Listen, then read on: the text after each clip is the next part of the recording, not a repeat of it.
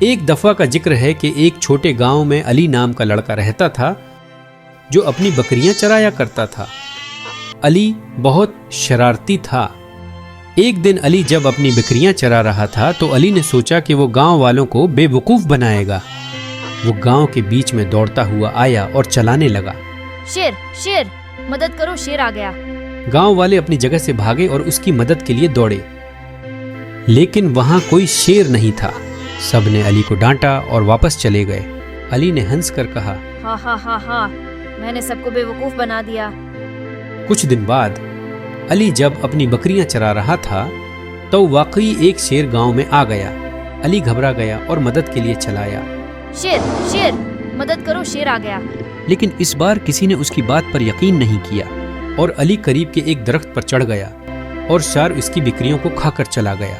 علی کو احساس ہوا کہ جھوٹ بولنے کی کیا قیمت ہوتی ہے۔